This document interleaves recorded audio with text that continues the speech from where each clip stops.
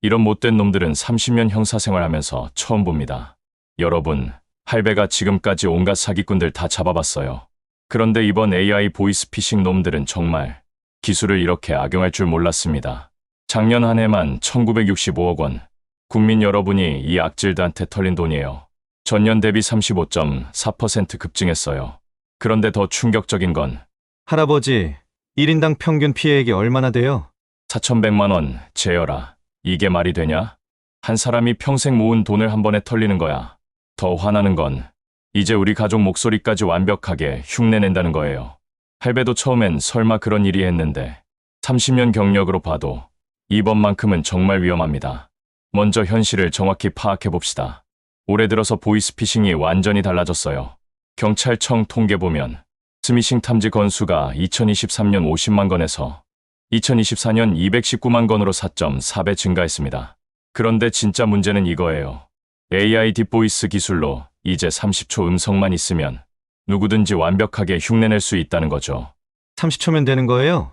그럼 SNS에 올린 영상들도 위험한 건가요? 맞아. 인스타그램, 틱톡에 올린 영상들, 심지어 여보세요라고 전화 받는 한마디도 악용될 수 있어요. 할배가 직접 조사해본 결과 이 놈들이 하는 수법이 3단계로 진화했습니다. 1단계는 AI 딥보이스로 목소리 합성, 2단계는 딥페이크로 영상통화까지 조작, 3단계는 개인정보 분석해서 맞춤형 시나리오 제작. 이 정도면 의심하지 않을 수밖에 없어요. 지난 4월 서울 지하철 7호선 내방역에서 실제로 일어난 일입니다.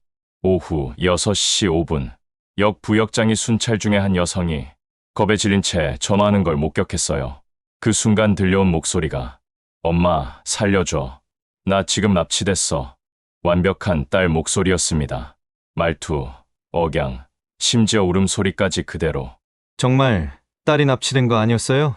가짜였어요. AI가 만든 가짜 목소리. 그 어머니는 이미 80만 원을 송금하려던 순간이었어요. 다행히 역 직원이 기지를 발휘해서 쪽지로 소통하고 남편을 통해 딸의 안전을 확인했죠. 그제야 그 어머니가 깨달았어요. 자기가 당한 게 AI 보이스피싱이라는 걸. 그 어머니 말이 순간 앞이 캄캄해져서 무척 당황하고 두려웠다고 하더라고요. 어머니 입장에서는 정말 가슴이 찢어지는 심정이었겠어요. 이런 인간 말종들이 부모의 자식 사랑하는 마음을 이용하다니. 할배가 30년 수사 경험으로 이 놈들 수법을 완전히 파헤쳐봤습니다.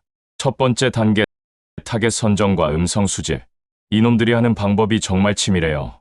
먼저 SNS에서 가족 관계를 파악하고 음성이 담긴 영상들을 수집합니다. 심지어 모르는 번호로 전화해서 아무 말도 안 하는 경우도 있어요. 그럼 사람들이 뭐라고 해요? 여보세요? 여보세요? 이렇게 말하겠네요. 바로 그거야. 그 여보세요 한마디로 목소리를 학습시키는 거예요. 두 번째 단계 AI 학습과 음성 합성. 수집한 음성 데이터로 AI를 학습시켜서 완벽한 복제 음성을 만듭니다. 목소리뿐만 아니라 말투, 억양, 감정 표현까지 그대로. 세 번째 단계 개인정보 분석.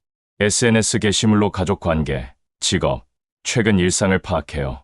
온라인 쇼핑 패턴으로 경제력도 분석하고요. 완전히 스토킹 수준이네요. 네 번째 단계가 진짜 악질적이에요. 맞춤형 시나리오 제작. 부산에서 실제 일어난 사례를 보면 60대 김모 할머니한테 손자 목소리로 전화가 왔어요. 할머니, 나 재현이야. 지금 회사에서 큰일 났어. 거래처 돈을 잘못 송금해서 오늘 안에 3천만 원 메워야 해. 회사에서 잘릴 것 같아. 할머니만 믿어. 목소리, 말투, 심지어 손자가 평소에 쓰는 말버릇까지 완벽했다고 해요. 이런 놈들은 정말 용서할 수 없어요. 수사하는 입장에서 말하면 이 놈들 잡기가 정말 어려워요. 왜냐하면 대부분이 해외 조직이거든요. 중국, 동남아시아에 근거지를 두고 한국을 타겟으로 삼죠. 경찰청에서 보이스피싱 음성 분석 모델을 세계 최초로 개발했다고 하는데 기술 발전 속도를 법이 못 따라가고 있어요.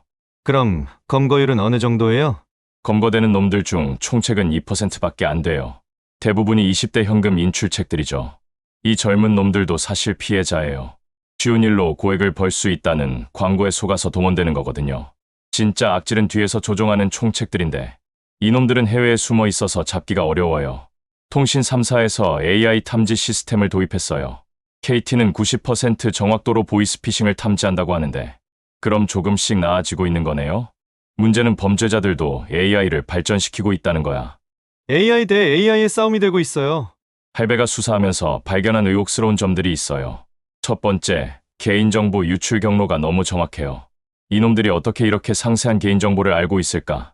카드 사용 내역, 자주 가는 장소, 심지어 가족 간의 비밀스러운 대화까지 알고 있는 경우가 있어요. 그럼 내부 정보가 유출되고 있는 건가요?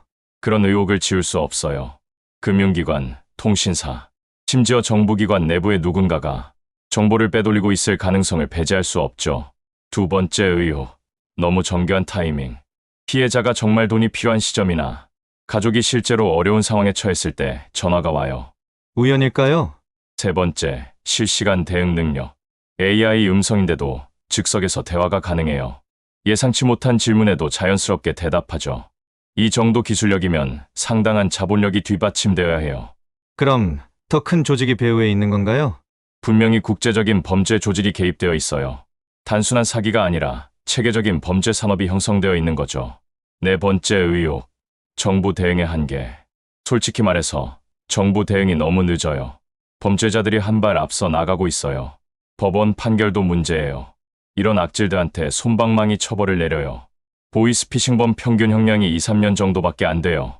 피해자가 평생 모은 돈을 털어가 놓고도 몇 년 후면 나와서 또 범죄를 저질러요. 피해자들은 어떻게 되는지 아세요? 돈을 다시 찾을 수는 없는 건가요?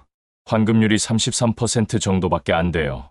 1965억 원 피해액 중에서 652억 원만 돌려받았어요. 나머지 1300억 원은 그냥 날아간 거죠. 평생 모은 돈이 한순간에 사라지는 거예요. 더 화나는 건 이런 놈들이 해외에 도망가면 손 쓸 방법이 없다는 거예요. 피해자 가족들은 어떻게 되겠어요?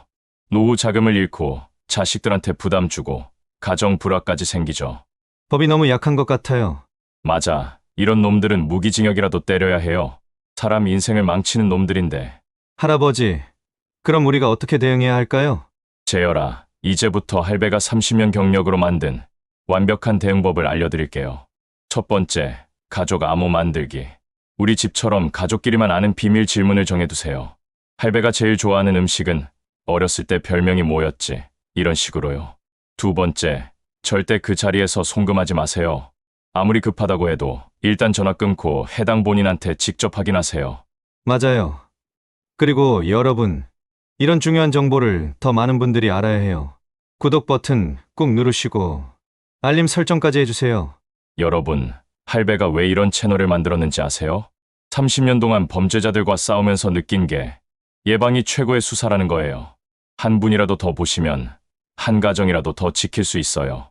다음 주에는 더욱 충격적인 내용으로 찾아뵐 예정입니다. AI 딥페이크 영상 사기의 실체. 이제 영상통화도 믿을 수 없다. 실제 얼굴까지 완벽 복제하는 기술. 가족 영상통화를 가장한 신종 사기.